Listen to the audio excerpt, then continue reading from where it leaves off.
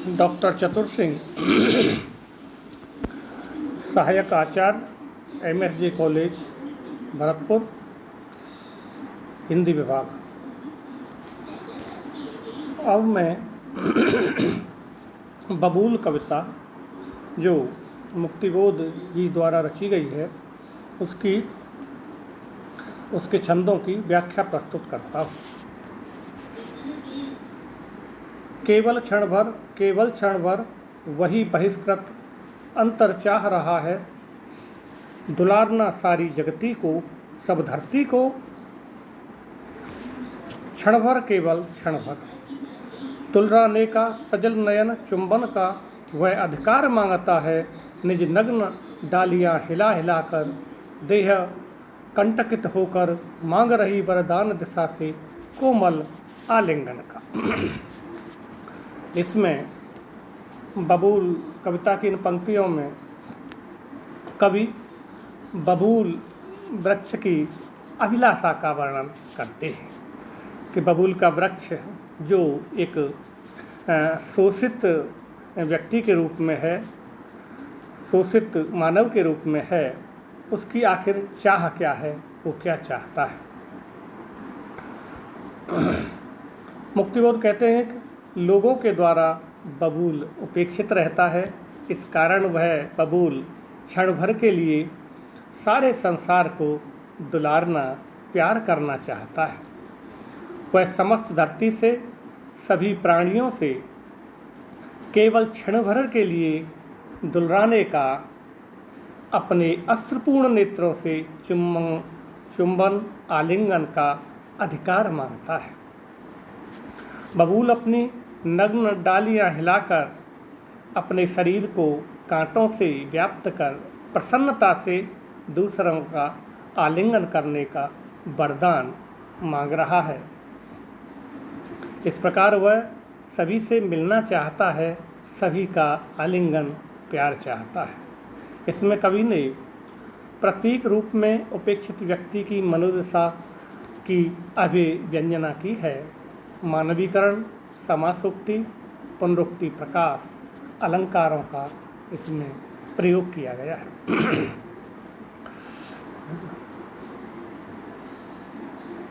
अरे, अगला छंद है। अरे अचानक जो बबूल के रक्तहीन कंटक नख सूखे थे, अब नए रुधिर के आए, निज कोमलता में शर्माए, और झोंपती हुई पत्तियां छोटी छोटी सूखी काली डाली पर गुपचुप आ बैठी। सूखा और खुरदरा तना वे काली डालें, जो मेहनत के धूल भरे कर काली टांगें, जो मेहनत के धूल भरे कर काली टांगें, अपनी इस बसंत श्री पर ही लज्जित, गूढ़ हृदय की चिर संपन्न भावनान्वित ही अवनत। त्यों बबूल यह लजा गया निज नव यौवन पर, पीले फूल लदी डालों को सकुचा सकुचा समेटता सा, जितना जितना हुआ संकुचित, जितना जितना हुआ संकुचित लज्जावत वह, उतना उतना उभर उभर पड़ता यौवन रस, कांप रही है पत्ती पत्ती।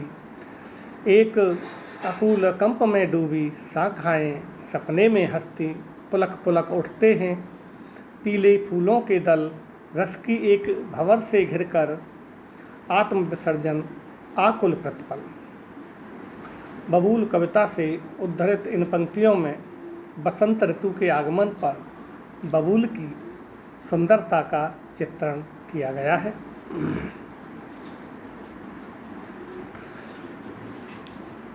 मुक्तिबोध कहते हैं कि बसंत ऋतु आने पर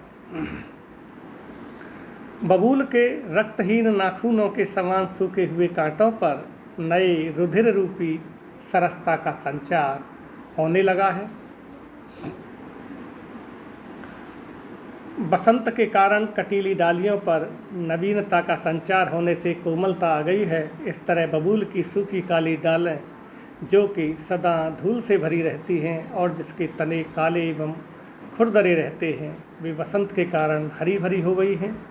वह स्वयं के शरीर में आई परिवर्तन को देखकर मानो लज्जित होने लगा है। बबूल नए छोटे छोटे पत्तों से लदकर मानो नव यौवन से कुछ अवनत हो गया है। उसकी डालों पर छोटे छोटे पीले फूल खिलने से संकुचित होता हुआ, लजाता हुआ सा वह सुंदर दिखने लगा है।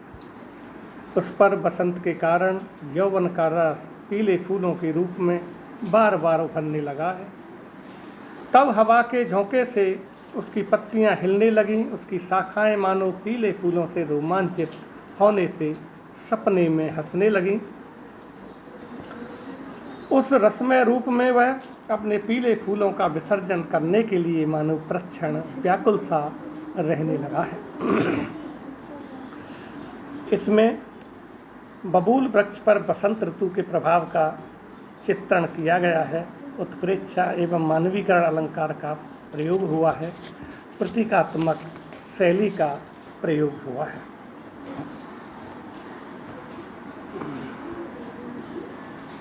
अरे अचानक उस बबूल के फूल हृदय में धारण करने वाली धरती की वह काली नंगी छाती आप्लावित होती। बबूल के पीले आत्मविसर्जित फूलों की वर्षा से सहसा सारी भूमि पीत तरु की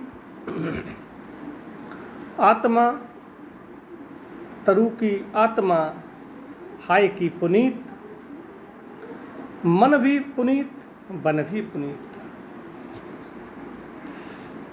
सहसा सारी भूमि पीत तरु की आत्मा तो हल्की पुनीत, मन भी पुनीत, बन भी पुनीत।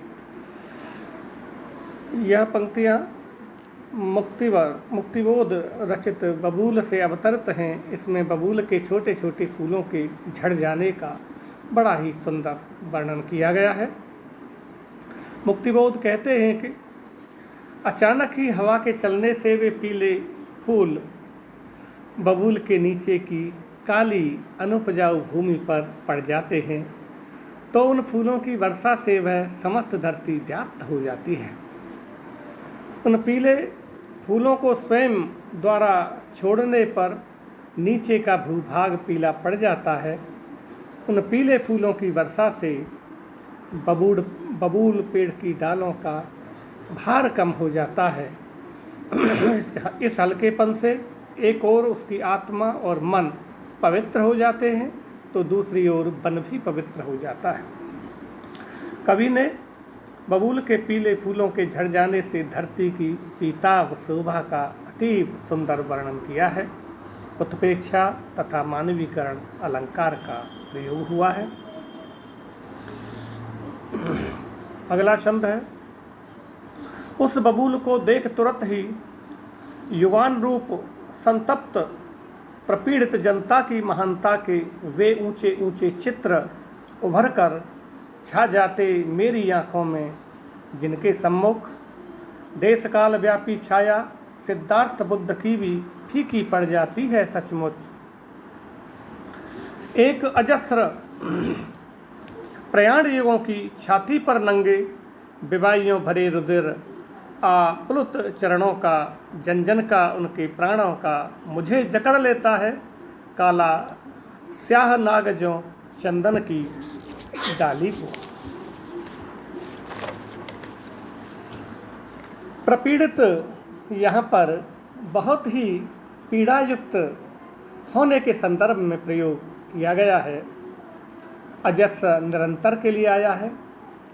प्रयाण प्रस्थान करना आप्लुत सने हुए के संदर्भ में प्रयोग किया गया है।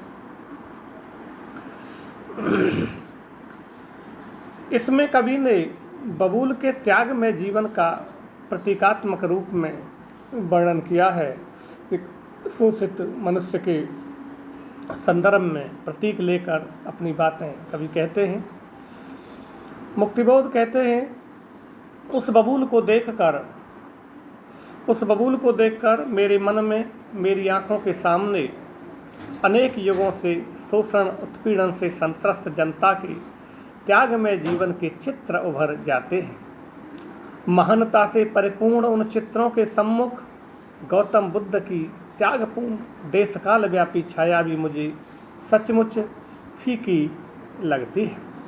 एक अजस्र प्रयाणियों की छाती पर नंगे विवाहियों भरे रुधिर आप्लुत चरणों का, जन जन का, उनके प्राणों का मुझे जकड़ लेता है काला स्याह नाग ज्यों चंदन की डाली। बबूल की त्याग में जीवन यात्रा अनेक युगों से चली आ रही है। उसके नंगे बाइयों से भरे और खून से सने हुए चरण निरंतर आगे बढ़ रहे हैं। कवि कहते हैं कि जिस प्रकार काला स्याह नाग चंदन की डाली को जकड़ लेता है, उसी प्रकार सामान्य जन का त्यागमय कार्य कवि हृदय को मानवीय भावनाओं से जकड़ लेता है। कवि ने बबूल का प्रतीकात्मक रूप में प्रयोग कर सामान्य जन के त्याग की तुलना महात्मा बुद्ध के त्याग से की है। महात्मा बुद्ध के बराबर का ही त्याग कहीं न कहीं ये शोषित सामान्य जन, उत्पीड़ित जन का हुआ है। उनका त्याग और महात्मा बुद्ध का त्याग कहीं न कहीं समान है। अप्रस्तुत प्रशंसा उपमा अलंकार का प्रयोग यहाँ पर हुआ है।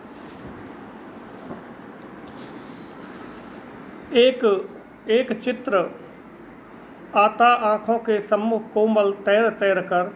एक गांव है, वहाँ नदी है, नदी कूल से दूर दिशा तक खेत बिछे हैं, हरे हरे वे श्यामल श्यामल, जिनमें छिपी फिरती है लाल ओढ़नी, मुँह की श्यामल चमक सुरीली।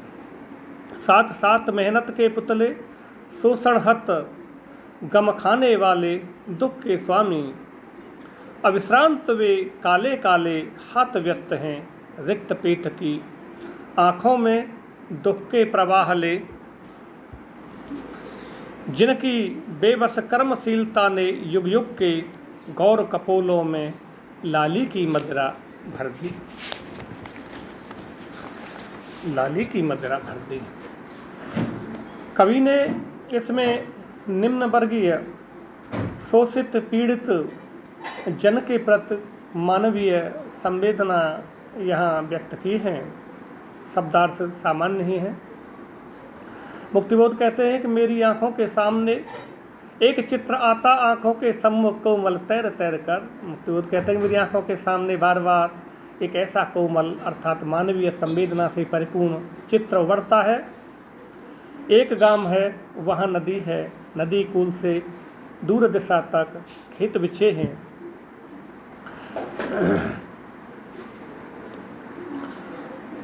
जिसमें नदी के तट पर बसा एक गांव है, नदी के तट पर काफ़ी दूर तक खेत है और उन खेतों में हरी भरी फसल लहरा रही है,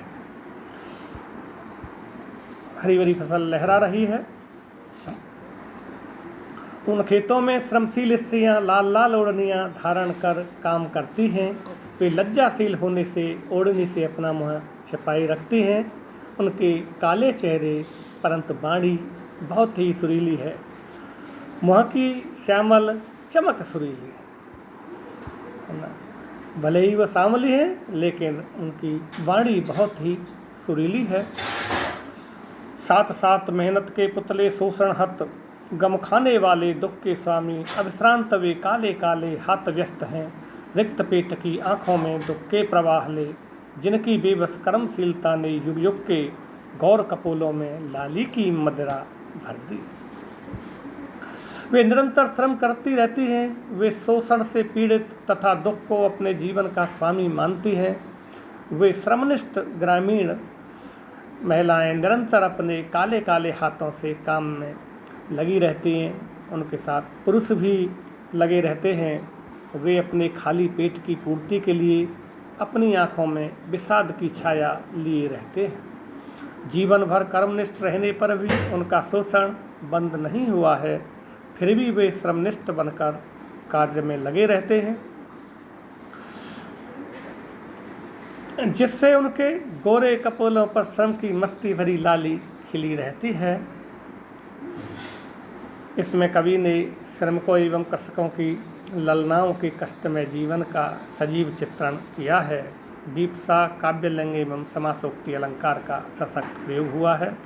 आम जन मेहनत का सामान्य जनता की जो खेतों में काम करने या श्रमशीलता है उनका बड़ा ही सुंदर चित्रण कवि ने यहाँ पर प्रस्तुत किया है। आज के इस वीडियो में यहीं तक। धन्यवाद।